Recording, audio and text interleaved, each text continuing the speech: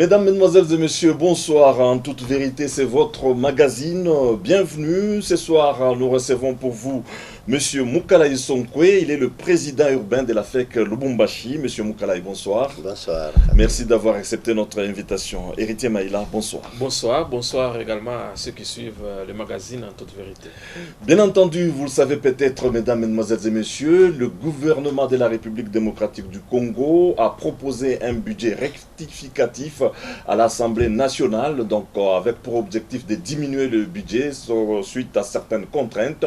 Donc cette diminution aura quel impact sur la population? Nous allons essayer d'analyser cette question dans ces magazines avec notre invité. Et puis le gouvernement provinciaux en rapport avec le découpage territorial qu'il y a eu, donc sont connus presque dans toute la province. Quels sont les défis à relever par rapport aux différentes réalités des provinces? Nous allons aborder cette question dans ces magazines en toute vérité. Monsieur Moukalaï Sonkwe, tout d'abord, avant que nous puissions commencer le premier point, la République démocratique du Congo a perdu un grand homme. Il s'agit du ministre Banza Moukalaï Sungu. Bien entendu, le Katanga a été sérieusement touché. Vous aviez connu l'homme. Quelle image vous gardez de lui? Monsieur Captive, on a perdu un monument, un homme honnête, un homme simple, l'icône de la politique congolaise.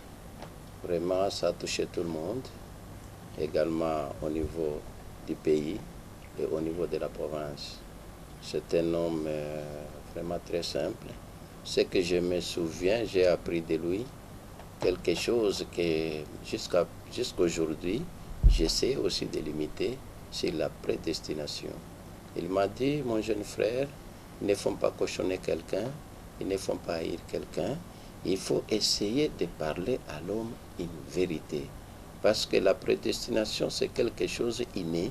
Chacun a sa voie, chacun a son destin. Une fois cochonné quelqu'un, tu ne sais pas son avenir. C'est quelque chose que je tiens aujourd'hui. Chaque fois on se parle de lui, il se répète de la prédestination. Oui, c'est vrai, c'est Calvin qui a lancé ce mot-là. On a perdu un monument au niveau de la province, même au niveau du pays. En tout cas, il est parti, mais Banza Moukalaï reste toujours vivant dans nos cœurs, à partir de ses œuvres, à partir de sa simplicité. On doit essayer de l'imiter.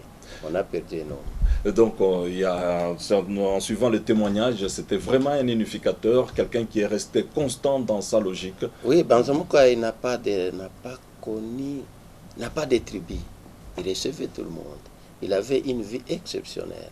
Même si vous l'appelez par téléphone, s'il n'a pas répondu, à quelques minutes, quel que soit le temps, vraiment il avait un caractère exceptionnel de sa vie. Je ne sais pas si nous sommes capables d'imiter son comportement ou bien sa simplicité, mais il était quelqu'un de bonne foi, quelqu'un qui aidait tout le monde, qui vous posez les problèmes, il va aider sans tenir compte de votre origine.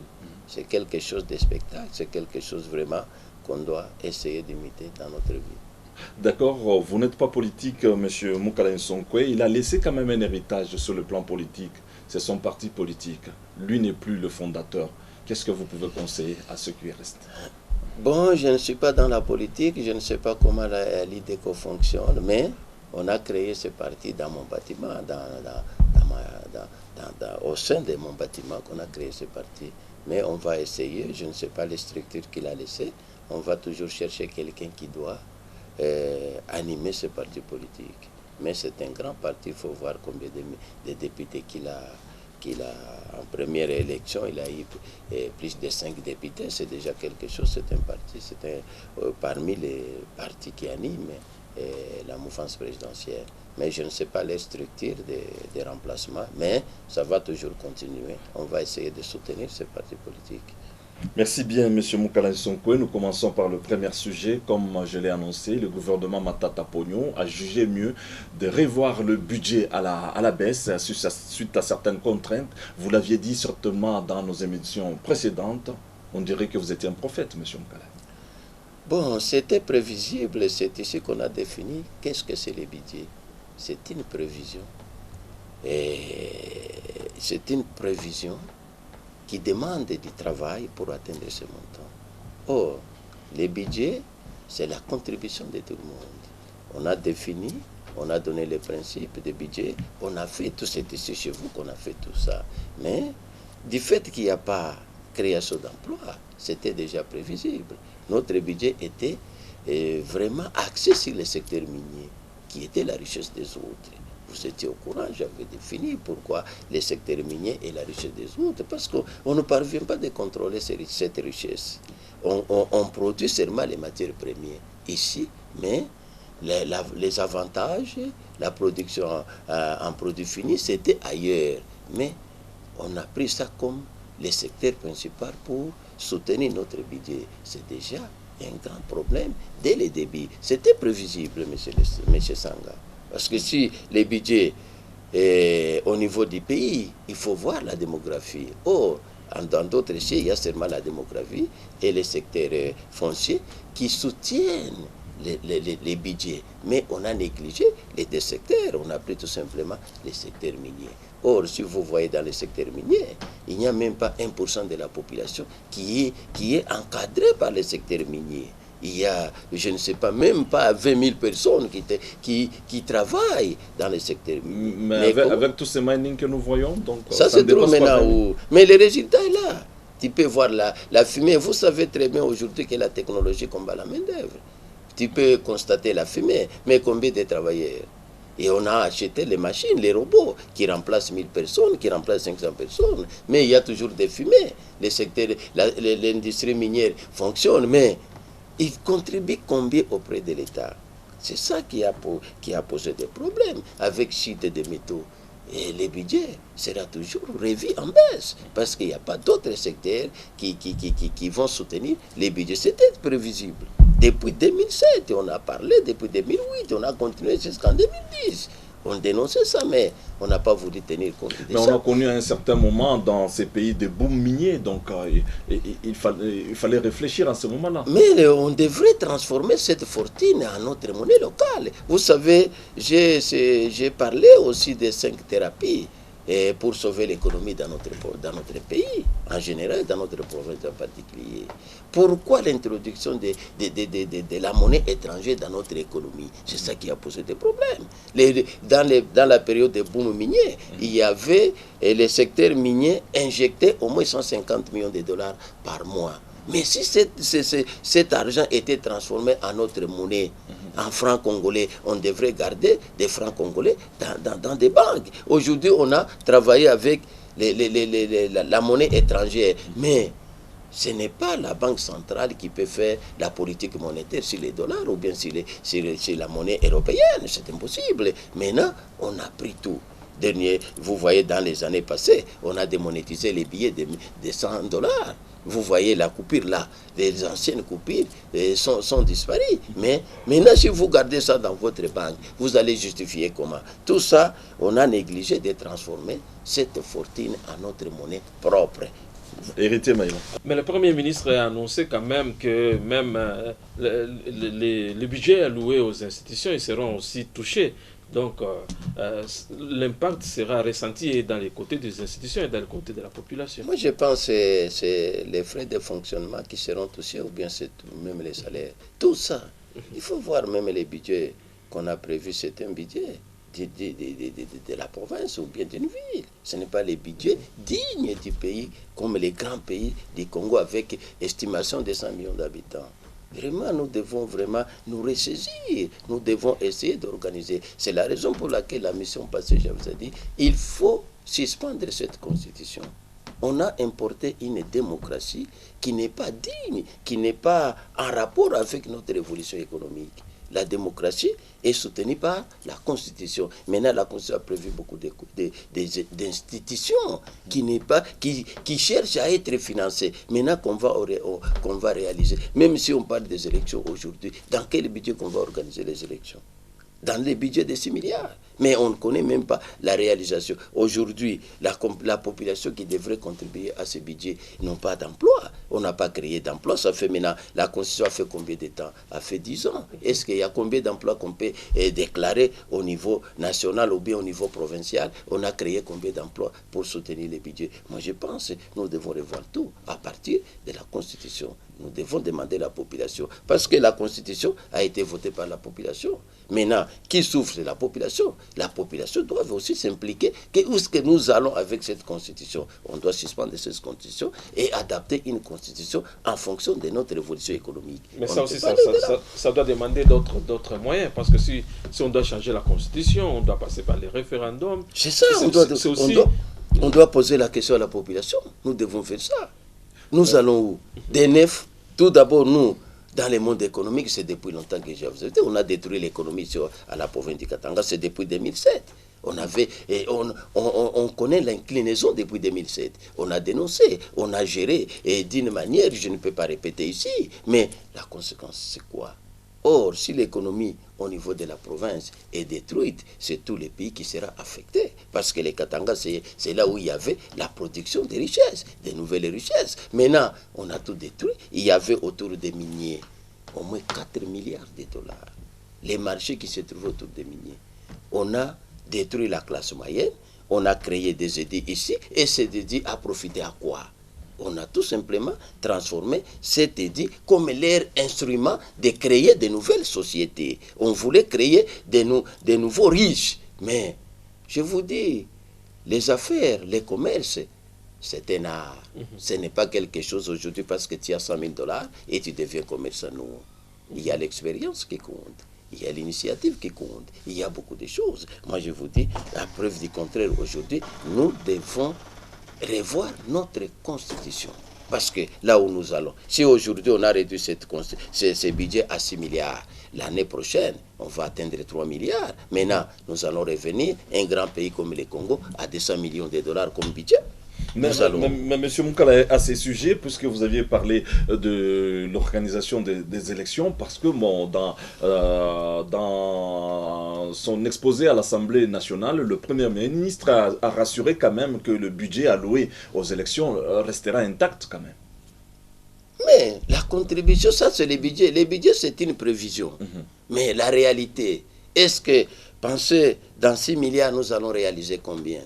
Maintenant, si on réalise par exemple la moitié, par exemple 3 milliards, est-ce que les institutions vont cesser de fonctionner parce qu'on va garder l'argent pour les élections? Non, ça sera toujours impossible. C'est déjà, économiquement, c'est impossible d'organiser les élections ici au Congo avec ces budgets-là. Parce que nous avons combien d'institutions?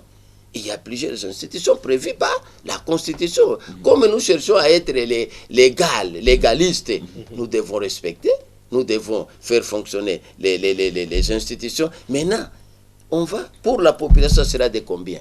Parce que si on parle des élections, on touche directement l'organisation de la population. La population va gagner combien pour organiser les élections? Il n'y a pas de reste pour organiser les élections. Il n'y en a pas. Mais il a rassuré quand même que dans ses prévisions, donc ce qui a été sera affecté au secteur du social ne sera pas tellement touché. Moi, je pense peut-être le budget de l'année prochaine, parce que bientôt, c'est le mois, on va clôturer. Le mois de septembre, c'est la session budgétaire. C'est là où on va parler des budgets qui va soutenir les élections. Mais dans ces budgets, moi je ne pense pas qu'il y aura des restes pour organiser les élections. Mais c'est ça, non. Il n'y a pas des élections ici. On peut comprendre que c'est un discours politique. Non, moi je souhaite qu'on doit poser la question à la population si on peut continuer avec toutes les institutions par rapport à notre budget. Moi je souhaite, il faut qu'on reste avec les élections présidentielles et les élections au niveau du Parlement national. C'est tout. Compte tenu de nos moyens. Parce que la constitution que nous avons aujourd'hui, c'est une constitution d'un pays bien développé, qui a une économie stable, qui a un budget de milliards de dollars. Par exemple, 200 milliards, 300 milliards de dollars, ces montants peut fonctionner les institutions prévues part. Aujourd'hui au pays, il y a encore des institutions qui n'ont même pas installé, qui cherchent à être installées, toujours dans les budgets de 6 milliards. Monsieur Sanga, maintenant, quelle est la part des contribuables? Parce que nous tous, nous sommes des contribuables. Nous avons besoin, parce que nous tous, nous ne serons pas dans les institutions pour profiter de ça, non. Nous aussi, nous attendons quelque chose qui sera organisé à partir de ce budget pour que nous soyons aussi satisfaits et satisfaire nos besoins primaires. Bien, tiens. Alors, vous ne pensez pas que c'est pourquoi on a installé rapidement de nouvelles provinces pour que ces nouvelles provinces puissent produire et contribuer ainsi au gouvernement, oui, au budget national? Produire, oui. Parce que, vous savez, la production, nous ici, prenons l'ancienne province de Katanga. Qu'est-ce qu'on peut reprocher à nos ancêtres? Qu'est-ce qu'ils n'ont pas laissé? Ici, la province du Katanga, c'est tout simplement la négligence. On a brouillé les dialogues entre les opérateurs économiques, les opérateurs sociaux et les opérateurs politiques. On a brouillé les dialogues. Les Katanga, tous les 3 facteurs pour produire quelque chose sont là. Il y a la terre, il y a l'eau, il y a la population qu'on peut transformer en acteur économique. Parce que tout ce qui a compliqué, c'est tout simplement la cause politique, l'affectation du budget à la production. Vous savez, la position géographique du Katanga, vraiment, dans 5 ans, on peut aller de loin. Si les Katanga n'existaient pas.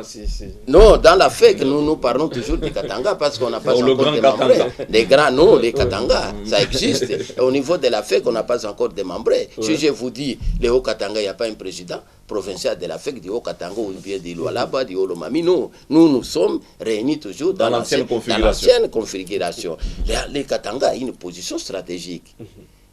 Si on cultivait, on avait bien organisé l'économie au niveau du Katanga, on devrait fournir les gens qui vivent dans les déserts de Kalahari.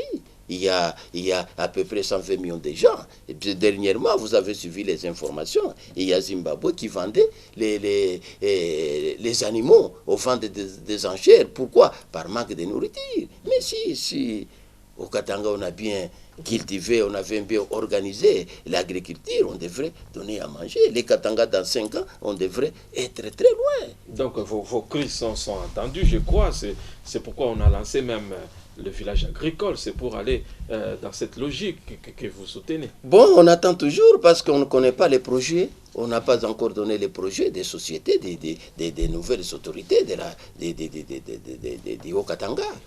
Comme nous sommes à Lubumbashi, on peut parler du Haut-Katanga. On attend toujours. On a lancé, mais nous, au niveau de la Chambre, nous ne sommes pas encore instruits. Qu'est-ce que nous allons faire? Parce que nous jouons l'intermédiaire entre la population. Mais à ce sujet, on vous a vu quand même au four et au moulin quand il y avait une crise de la farine de maïs ici à Lubumbashi, M. Mouka. Oui, parfois on pense que c'est la faute de la FEC. C'est ce qui est très dangereux parce que s'il y a carence de quelque chose, c'est la FEC. Mais s'il y a quelque chose qui marche très bien, la FEC est oubliée. La Chambre de commerce est oubliée. On devrait... Nous sommes là pour servir la population. Parce que pour être homme d'affaires ou commerçant, il faut qu'il y ait la présence des consommateurs. Si aujourd'hui, il n'y a pas la population qui constitue comme consommateur, on ne peut pas parler d'un homme d'affaires, on ne peut pas parler d'un commerçant. Moi, je pense, j'ai joué mon rôle comme régulateur, mais ça a donné des leçons. Est-ce que c'est la Zambie qui doit nous donner à manger? Qu'est-ce qui nous manque ici? C'est tout simplement l'affectation des budgets à la production de maïs. Les Katanga devraient produire du 1er janvier au 31 décembre, parce qu'il y a tout. Il y a l'eau. Au nord, il plaît 240 à 288 jours de pluie. Ici aussi. Bon, si vous prenez même la Zambie, elle est menacée par la sécheresse. Du côté de Namibie, Botswana, Mozambique, Malawi, c'est un désert. Mais c'est du côté, les frontières entre Tanzanie et le Congo, on cultive facilement. Mais la Zambie est capable de nous donner à manger. Ça doit nous donner des leçons. Mais à ces sujets, vous aviez eu, il n'y a pas longtemps, des assurances de l'autorité provinciale, le gouverneur Jean-Claude Kazembe, qui a eu à réunir les opérateurs économiques au siège de la FEC. Là, il était plus clair que l'État n'entrera jamais en concurrence avec vous, les opérateurs économiques. Donc, il ne se mettra pas dans la vente des farines et tant d'autres pour vous faire concurrence. En tout cas, nous étions contents parce que ça fait 10 ans, c'est le premier gouverneur à faire un message aux détenteurs des capitaux. Ça fait 10 ans. On a géré depuis 2006 qu'on a eu des gouvernements au niveau des provinces. C'est le premier discours d'un gouverneur. Nous, on était contents. On était contents, on va soutenir les pouvoirs provinciaux, on va soutenir les actions du gouverneur. Mais si nous sommes intéressés, parce que aujourd'hui nous devons éviter la politique spectacle ou politique politicienne. On a besoin d'une politique comme science, qui respecte les principes, qui respecte les normes scientifiques. Vous savez, la politique comme science étudie les phénomènes politiques. Les phénomènes politiques, c'est toutes les réalités à la vie sociale des citoyens. Comme pouvoir, c'est les rapports entre l'État et la population. C'est ça la politique que nous cherchons. Mais la politique spectacle, on n'a pas besoin de ça. Vous voyez, nous sommes où? La politique spectacle, c'est distraire la population, mais vous êtes en train de faire vos affaires privées et de vos concitoyens, mais vous êtes en train de distraire la population. Mais la fin a été toujours tragique. Tragique. Soit ce sont des ambitions démesurées, soit c'est chercher à créer des confusions au sein de la population, soit c'est la disparition totale sur la scène politique. C'est une politique très dangereuse. Ça, on n'a pas besoin de politique spectacle. On a besoin de la politique comme science. À ce sujet, vous voulez faire allusion à qui? L'émission s'appelle En toute vérité. Mais nous sommes détruits. Nous sommes, si aujourd'hui les Katanga est détruit, c'est quoi? C'est parce qu'on a géré d'une manière spectacle. On a utilisé la politique spectacle aux politiciens. Vous êtes en train de distraire la population en faisant vos activités propres. Nous sommes où? Moi, je pense que la politique des trahisons amène toujours une fin tragique. Oui, Héritier. Alors, est-ce qu'aujourd'hui, de manière claire et simple, on peut dire qu'on n'est pas toujours dans la politique spectacle? Je ne sais pas, parce qu'on ne peut pas juger, il n'y a pas de temps. Et on attend toujours. On n'a pas installé les gouvernements. On va suivre. On ne peut pas se laisser. Maintenant, vous savez, j'avais donné La Fontaine sur les animaux malades de la peste. Ils ne mouraient pas tous, mais tous étaient frappés. Qui est épargné de cette crise? Or, parmi les gens qui ont détruit la province, vous les journalistes, vous vantez la politique spectacle ici, à la province de Katanga. Les actes de charité. Non, vous vantez, oh, il a fait ceci, il y avait des slogans, des signatures. Non, on n'a pas besoin de retraite de quelqu'un. Est-ce qu'en politique, la politique c'est une carrière? Non, c'est une carrière, non. Moi, je vous dis, c'est vous, les journalistes, qui sont à la base de la destruction économique dans la province. C'est vous. Non, parce que vous ne parvenez pas. Il ne faut pas nous taxer comme ça, M. Boukalaï. Il faut accepter. Maintenant, vous êtes content parce que maintenant, la crise s'est faite dans la province. Non? Hein? Nous ne gérons pas la province, nous ne gérons pas non plus le pays. Non, c'est les médias. Vous savez, la politique spectacle ou politicienne se définit, c'est une expression désignant une tendance sociétale caractérisée par la surexposition médiatique. Vous voyez, il y a les mots médiatiques dans la communication des faits et gestes de leur vie privée, c'est-à-dire s'occupant de leurs affaires au détriment de la cité ou de la province. Nous sommes aujourd'hui. Nous sommes tombés dans les chaos à cause de vos publicités médiatiques. On ne doit pas rendre visible vous applaudissez les actes de charité. Au lieu d'applaudir les actes de responsabilité, mais vous applaudissez les actes de charité. Quelqu'un qui prenait l'argent des budgets pour faire les dons, mais vous applaudissez. Puis toute la journée, ce sont des mêmes chansons. Il a fait. Maintenant, nous sommes où? Moi, vous êtes tenté de condamner la génération. Je pense que la même chose continue même actuellement. Moi, je ne peux pas juger aujourd'hui, mais on ne peut pas vivre comme on a vu dans les temps. Non, on a observé, mais pendant 9 ans, nous sommes où? Maintenant, si l'économie dans un coin est déstabilisée, c'est la condamnation de toute la génération. Par contre, une certaine opinion estime que c'est parce que le gouvernement provincial de l'époque n'existe plus qu'on connaît cette chute. On ne sait pas, parce qu'il a reçu quoi? Il a reçu les chaos.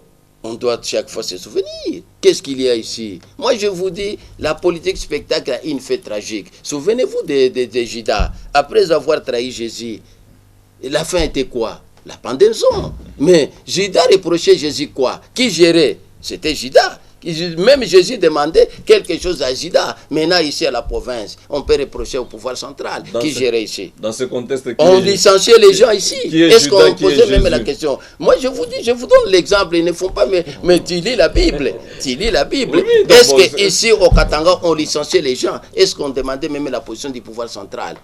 On fait, faites-moi ceci, est-ce qu'on demandait? On respectait même les budgets. Maintenant, on peut reprocher les mal du Katanga. À qui? Les 9 ans, on peut reprocher ça à qui? Il y avait des édits votés ici. Est-ce qu'on avait respecté ça? Moi, je vous dis, nous devons éviter la politique spectacle. Il n'y a pas eu le 40% de rétrocession. Les 40%, peut-être, ils cherchaient tout simplement à armer la population. On a produit. Les 40%, c'est une production dans votre province qu'on a versé dans les trésors publics. Maintenant, il faut tout d'abord montrer à la population, voilà la contribution que vous avez faite, qui était tombée dans les trésors publics. Maintenant, on a besoin, on a produit où? Les 40% va venir d'où? De l'imagination ou bien du travail? Moi, je pense, M. Sanga, ce sont des ambitions cachées. Vous savez, c'est Chateaubriand qui disait, toute ambition qui n'a pas de talent, c'est un crime. Quand même, on se rappellera qu'un nombre par rapport à la contribution au budget de l'État sur les taxes de la province du Katanga. Moi, je vous dis, la province du Katanga, c'est une province exceptionnelle. C'est là où il y avait la création des capitaux, la création de nouvelles richesses. C'est tout à fait normal. C'est parce qu'on a développé les secteurs miniers. Moi, j'ai pensé dans les temps, les caoutchoucs de l'Équateur contribuaient au budget, les tourismes contribuaient au budget, partout, tout le monde contribue au budget. C'est parce qu'on a mis tout simplement l'accent au secteur minier, qui était la richesse des autres. Maintenant, le résultat est comment? Ce n'est pas un résultat négatif. Oui, effectivement. Monsieur Mkalaï, je reviens toujours sur ma question. Moi, par rapport à la manière dont le gouvernement provincial passé et géré, je pense qu'on est toujours sur le même pied parce que c'est toujours les mêmes routes urbaines qui sont arrangées, c'est toujours dans la ville où l'impact de ce gouvernement... Moi, je pense que je ne peux pas faire un jugement, c'est le débit. Parce qu'un gouverneur n'est pas gouverneur de la ville de Lubumbashi. Il est le gouverneur de la ville, de la province du Haut-Katanga. Il faut donner du temps au temps. C'est mon caribonde que j'ai appris ce terme. Il faut donner du temps au temps. Il va se saisir. Parce que la province du Katanga, c'est Mitoaba, c'est Mpweto, c'est Kasenga, c'est Sakanya, c'est Kipushi, c'est Kambove. Il faut attendre. Parce que, vous savez... l'agriculture, on ne peut pas faire ça ici. L'agriculture doit être lancée au niveau de l'intérieur. Parce que, vous voyez ici, parfois, vous condamnez les opérateurs économiques d'aller chercher les maïs en Zambie. Pourquoi? Parce que les coûts de production sont moindres. Et ces maïs sont cultivés où? À l'intérieur du pays.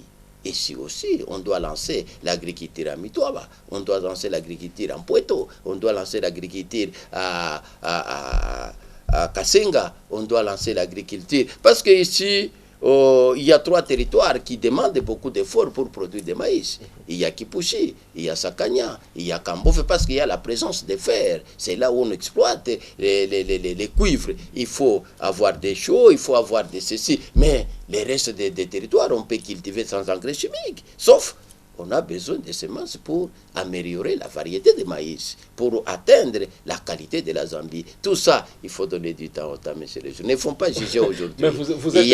Il n'y a même pas un mois qu'on a publié les gouvernements provinciaux. Il faut attendre. Ouais. Alors, vous êtes opérateur économique. Est-ce que vous pensez que l'année prochaine, le même problème de carence de la farine de maïs ne va pas encore se poser? Moi, je ne pense pas, parce que dans l'État, nous étions exclus de la gestion du pays.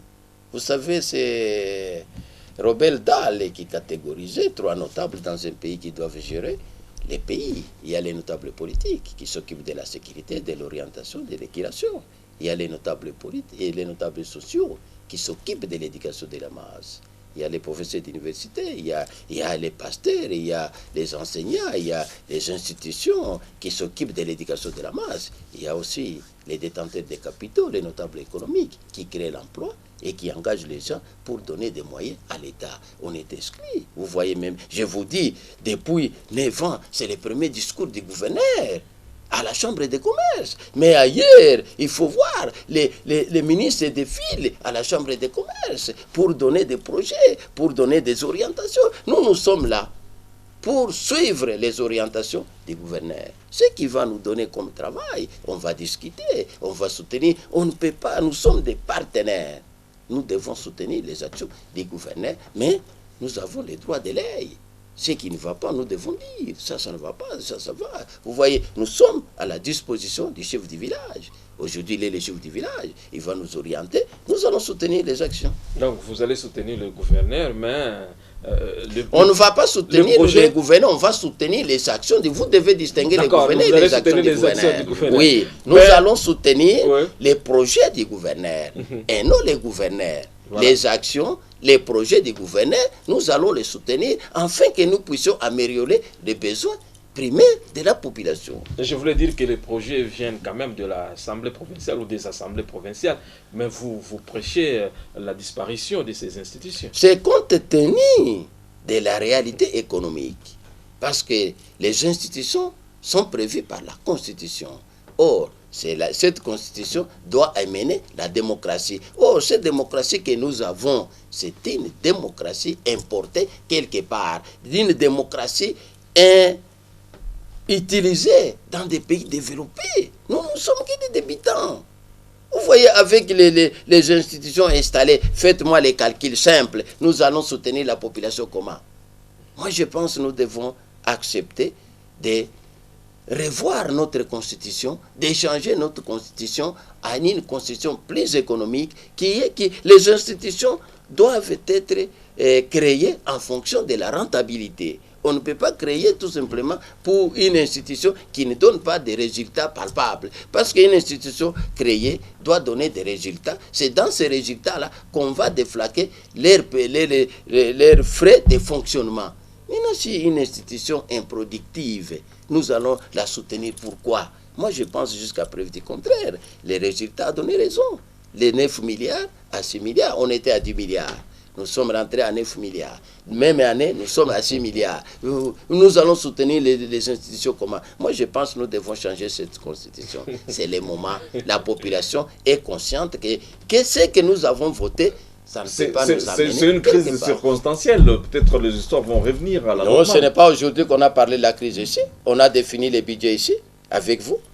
C'est ici, chez vous, qu'on a défini les budgets. Mais ce n'est pas aujourd'hui. C'était en quelle année? Et aujourd'hui, il y a des preuves tangibles de 6 milliards, de 9 milliards à 6 milliards. Maintenant, vous vivez la société. Est-ce qu'il y a lieu d'atteindre même 6 milliards maximum? Non.